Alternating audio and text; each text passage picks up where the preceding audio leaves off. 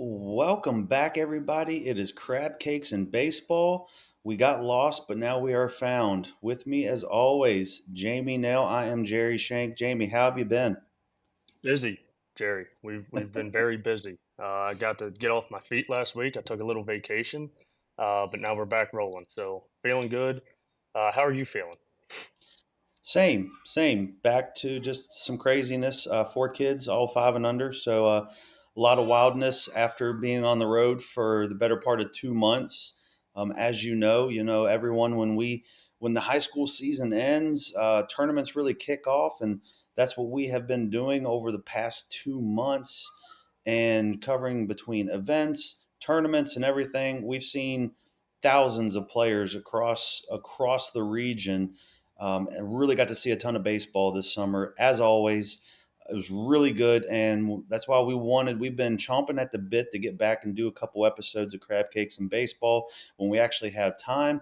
We finally found it right before school gets started up here in the next couple weeks, across the states. But Jamie, let's get into it. And really, before we get too far into it, we're going to talk about rankings, because rankings right now, we're getting ready to do our big release. As you are watching this, we're letting out our first release of the 2024 class rankings. We had on Monday, we've had five new faces. We have risers on Tuesday. We're going to talk about our top 10, and we're also going to talk about some new faces. So let's start with new faces, Jamie. Five were released on Monday, but I know there was one that you really wanted to talk about, and that was Michael Copenspire out of Calvert Hall. Yeah, Michael Copenspire. We saw him at our Unsigned Senior Games. Really like the hit tool. He's a physical 6'1", 210-pound first baseman. Has a little bit of positional versatility. He ran a 7 flat 60, which we really liked. It allows him to, he's athletic enough to move to a corner outfield spot to get that bat in the lineup at the next level. I really like the hit tool. There's a lot of strength to the pull side. It's a high contact power bat that I really liked. I believe he led the MIA in home runs last year, so the power is there. It's an untapped power potential guy that I think a lot of coaches should take a look at. Excellent. Yeah. And again, you can go onto our website, prepbaseballreport.com/Maryland. You'll be able to see all of the releases going into our rankings week. And speaking of that, Wednesday, we have released the first set of our updated class of 2024 rankings in the state of Maryland. We do have a lot of shakeup, a lot of movement. As always, in the state of Maryland, kids come and they go. Players will relocate, they'll play, they'll go to different academies, go to some different schools, and it goes again with this year. We had two more notable departures from the state of Maryland because of how we do our rankings. With Prep Baseball Report, we do our rankings based off of the location of their high school or school that they're attending. So they might not have left the state, but they're attending a different school. So obviously they're not going to be in the state of Maryland playing during the high school season in our state. So two big names who really went. One out of the 2025 class, it's Peyton Miller, the big right-hander who was at Gilman. He's transferring down to Florida at IMG Academy. Really excited to see how he develops, because we're obviously going to keep an eye on him and watch him. But then also our 2024 number one player previously was Dom Motes, excuse me. And Don Motes was out. He was here for about a year and a half. He went to Gilman as well. Played really well. He's down in North Carolina now, playing at an academy down there. You hate to see him leave, but also it's really good for both of their development. So that's always a good thing to really find out with them. But we do have another player coming back to the state of Maryland after leaving last year. We have the 2024 left-handed pitcher Jacob Seek. He's returning back from PDG Academy. He was down there for a year, and is a really interesting uncommitted arm currently in the 2024 class. So we had a lot of movement there.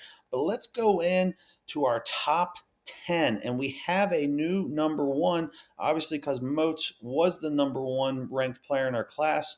But honestly, Jamie, we had been going back and forth with this one because he's been doing so well. He's been climbing, and it makes it a lot easier now because there's no arguments. But our number one player, Jake Yeager, out of Archbishop Spalding, he's had a really strong summer, really climbing the charts. The velo's starting to get up there. The pitchability's always been there, Jamie. I know you've said that numerous times. You get to watch him, but Yeager, now our number one player in Maryland. Before we even go off onto the rest, Jamie, I want to throw it your way just real quick. You've been a fan of Yeager for a long time. Now the numbers are starting to climb up. He's getting more polished. Really interesting guy. Yeah, like you said, there's polish there. It's one of those guys that you love just watching compete out on the bump, and he learned a lot from Parker Thomas. He was able to kind of learn off of that arm and see how he goes about his business day in and day out. And Yeager's is that new number one guy, that new number one arm in the state. That fastball is going into the low 90s, mid 90s that we've seen video from this summer. He can definitely still spin it. He can spin it for strikes. We love the mound presence. We love the competitiveness. So this is a huge summer for Yeager, and a huge spring coming up for Yeager. So I'm looking forward to getting out there. I'll see him probably 3 or 4 times this spring. So definitely looking forward to that arm. Yeah, definitely. He had a really great summer on the national circuit. Definitely going to be a name to talk about when it comes draft time as we get into the spring of 24. Um, Rounding out our top 10 at number 2, we got Max Stifler out of North Hagerstown, the West Virginia commit. Number 3, our first Delaware player, that's Nate Arterbridge out of St. George's Tech. He's a Missouri State commit. Number 4 is Henry Zatkowski, left-handed pitcher out of River Hill, who is a Duke commit. Number 5 is Eli DeRossi Citron out of Urbana, Radford commit. New face at number 6, Nolan Peel out of Tome School up in Northeast Maryland. A Rutgers commit, a guy who really just kind of dawned upon us. We hadn't, there's few and far between now. Does one slide by Mr. Jamie Naill and myself, and he was able to do that. Was down at Lake Point at the 17U National Championships. Really impressive down there. He jumps into our top 10 immediately, and he takes the number 6 spot. At number 7, Andrew Kearns out of St. Maria Goretti, the Virginia Tech commit. Number 8, who's moving up, is Angel Santiago Cruz out of Severna Park. He is a newly University of Richmond commit. Number 9 is Dawson Kerr, who moved up quite a bit from number 15 in our past rankings. Kerr out of Clear Spring. He is an ECU commit, which happened over this summer. And then rounding out the top 10, at number 10 is the left-handed pitcher, first baseman at Caravel Academy, James Madison commit Tim Tyler. Now, we've got that. You've got your top 30 on Wednesday. We've got the full release that's on Thursday. But Jamie, I do want to throw it back to you because I did talk a lot. Is there any player in particular you just want to note? Because we did get to see quite a few of the players at our pro case, which we're going to talk about in a little bit. But is there anybody else who just kind of really jumps out at you? Yeah, well, since you said the pro case, I'll start with a pro case guy, and that was Nate Arterbridge. We've always loved that hit tool. He's a Future Games alum. The strength of the pool side, watching him take BP is it's definitely a treat to watch. Watching him in game, we had our interns out watching him a couple times this spring, and the balls that he was hitting probably have not landed yet. So you want to talk about some serious poolside pop out of a catcher? That's Nate Arterbridge. We love the athleticism.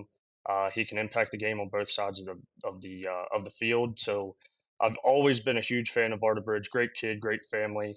So I definitely wanted to make note of him. Another one is Eli DeRossi. That's another guy that I've been a huge fan of. I love how the arm works. He's got a 4 pitch mix that he can throw for strikes.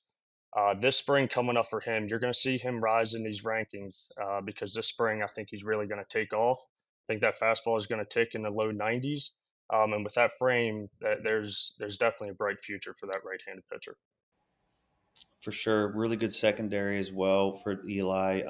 He was impressive when we got to watch him this summer, pitching in the Mid Atlantic Program Invitational. Had a really impressive outing with the Mid Atlantic Dirtbags over this summer. So that was a great segue because that's where we're going to next. We're talking about our Mid Atlantic Pro Case. It happened on August 13th, just last Sun or 2 Sundays ago from when we're recording this. Big event across the Mid Atlantic. We had close to 50 players, had about 15 of them from Maryland or Delaware. Now, we talked about Arterbridge first. All these players performed in front of numerous scouts from across all the organizations. We had a really good turnout. It was down in just south of Richmond, Virginia. Really great event. Saw a lot of good players, but we wanted to single out just a few today. Now, since we've already talked about Nate, I think we'll just jump off of him, but just some extra stats before we get too far into it. Ran a 6.85 in the 60, was 101 off the bat for his top exit velo. Pop time was down as low as a 1.91. And like you were saying, the ball just comes off differently with Nate. And I think what's great about him too is there's still plenty of raw to his game. There is more there. You could definitely see him skyrocket a little bit as he continues to polish his game up because it really is there's a lot of untapped potential. So that's really really interesting for Nate. um, so let's move on to our next player that we were going to talk about in at the pro case from the pro case, and we're going to head to Georgetown Prep, and that is 24 George Mason commit Ryan Maxey. Yeah, Maxi. I've always been a fan of Maxi. I love the kid. I love the way he goes about his business. I really liked his defense down there at the pro case. It was quick feet, quick twitch actions, got rid of it quick. Arm strength continues to get better. Um, and he showed off some sneaky pop too. And in game, he went deep to right center field, which we haven't seen much of from Maxi. So seeing that power kind of rise, it's a lot of fun to see. I think it's another big spring for him coming up. So Ryan Maxey, definitely a name to keep eyes on, and I can't wait to see what he does at George Mason. Yeah, and let's go back to our top 10 for our next player. Another guy who had a really strong summer. Every time we watched him, he really swung the bat well, filling out the frame. Really, really interesting. And that is 24 University of Richmond commit, and that's Angel Santiago Cruz. Yep, like you said, he committed to Richmond just before the pro case, so kind of a little weight taken off his shoulders going into the event. But like you said, over this summer, it was probably the best bat that I saw. Consistency wise, the strength is there. The frame is really starting to fill out. He still has that two-way potential. We only saw the bat at the pro case, but it was definitely impressive. In game, he was hitting line drives all over the field.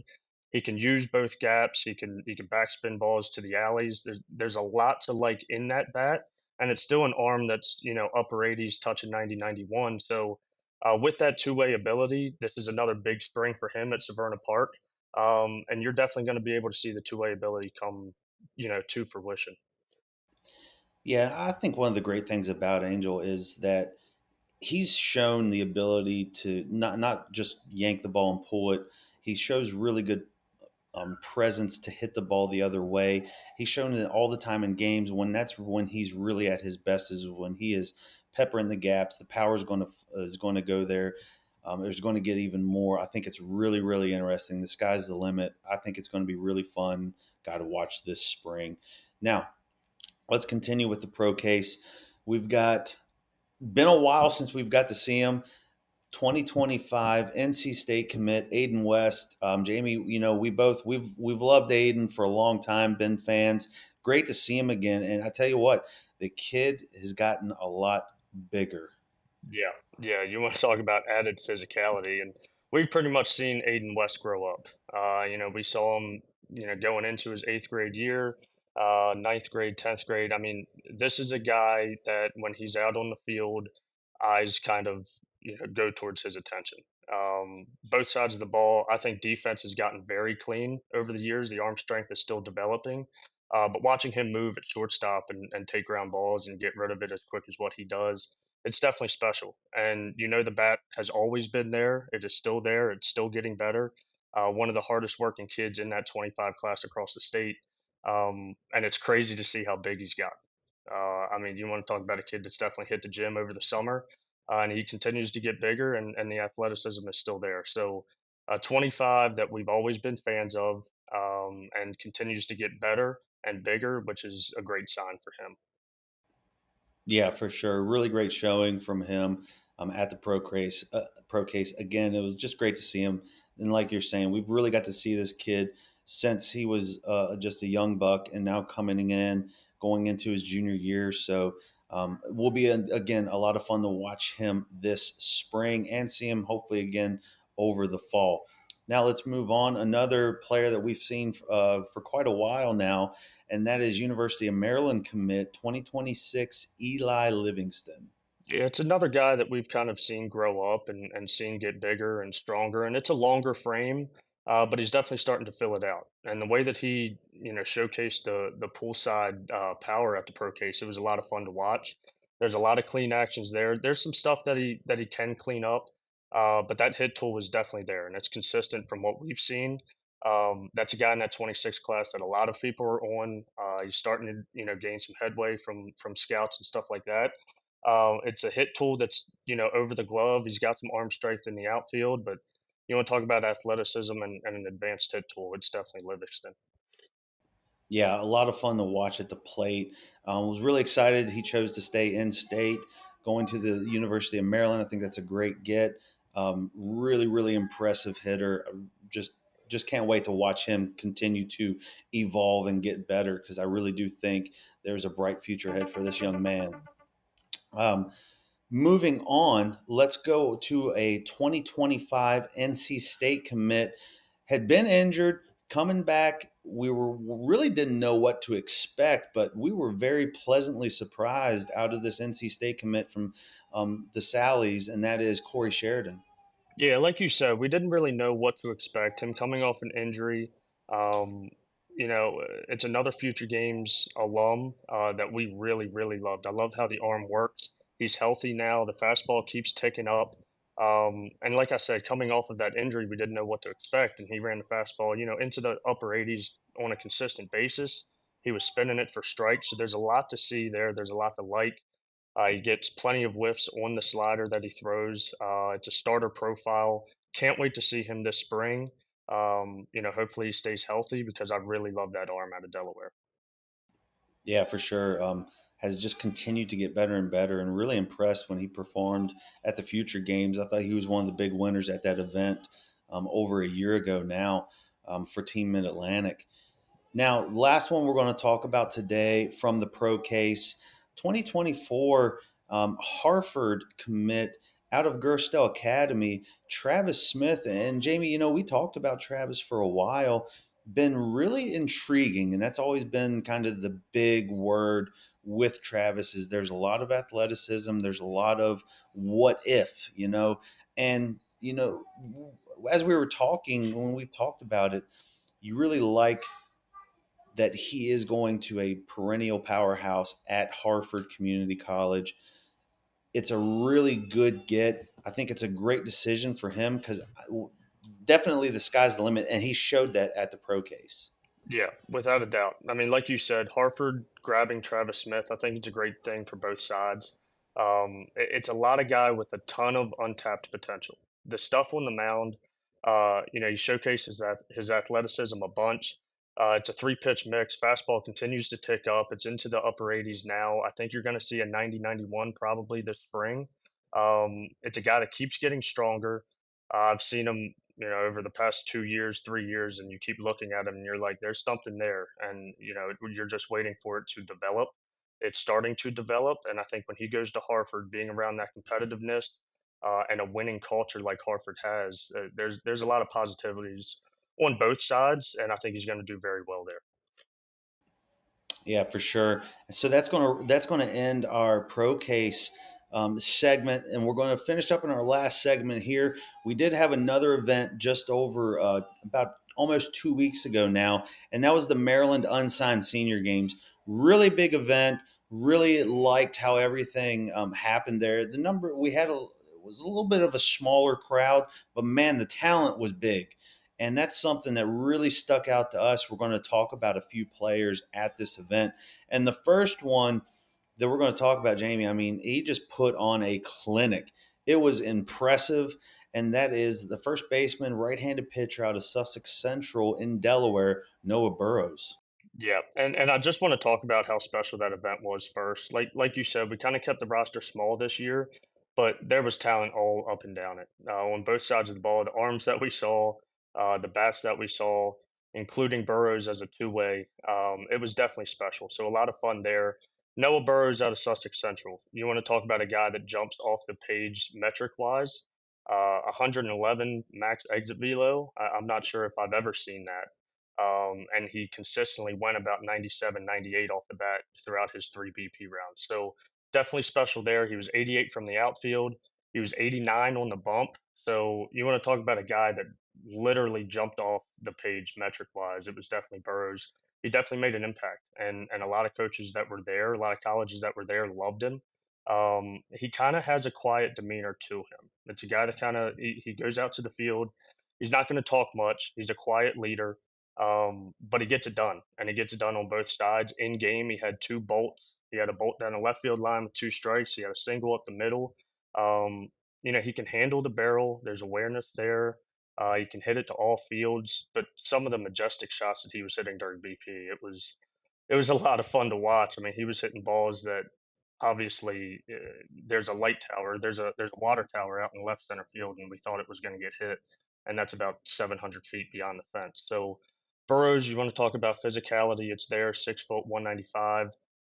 There's versatility. He can play some first base as well. So that's definitely a two-way that a lot of coaches need to get on before he's gone.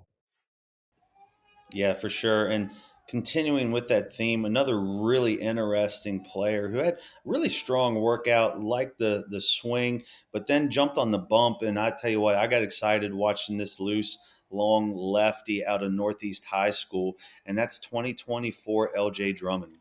Yeah, LJ. I saw LJ during the spring. He was like 80, 82. You saw a little bit in the slider that was developing that could become a plus pitch. We were just waiting on the fastball to tick up a little bit, and it has definitely ticked up this summer. He's been into the high 80s.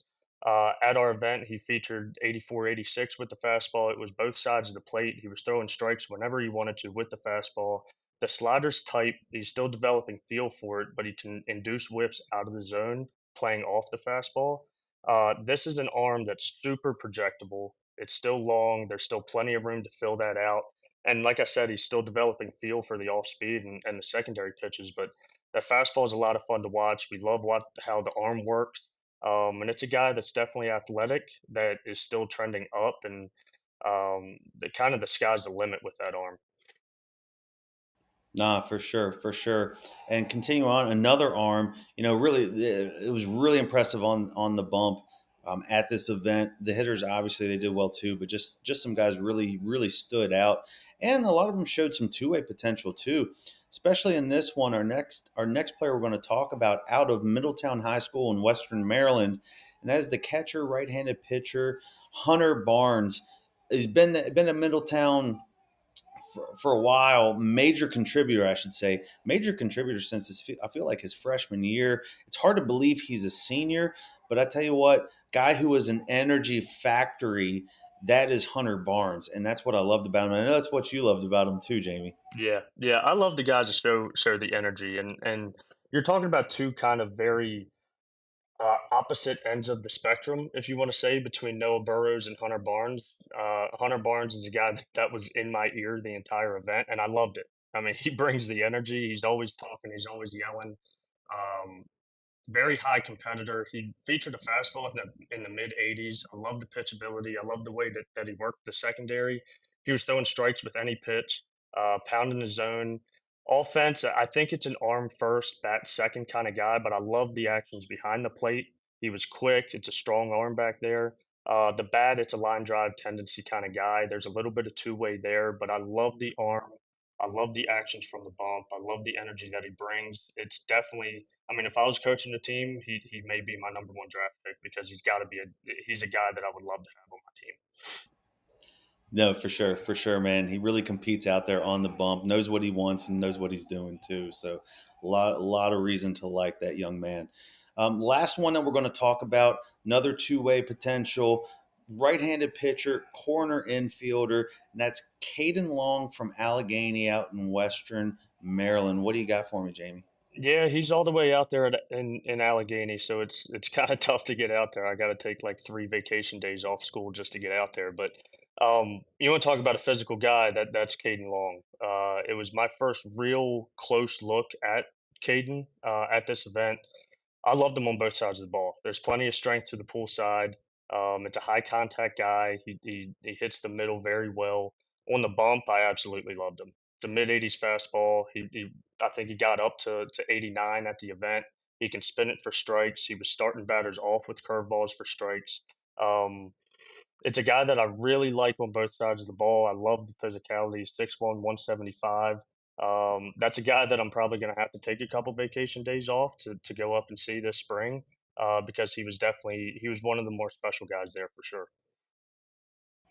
All right, well, that's going to do it for today's episode of Crab Cakes and Baseball. Make sure you tune in next week. We're going to really do a summation of the summer. Saw a ton of players. We're just going to try to round it up or round it out with some of the top uncommitted guys that we saw from the upper class and the underclass from over this action-packed summer with PBR Maryland. So make sure you're staying tuned.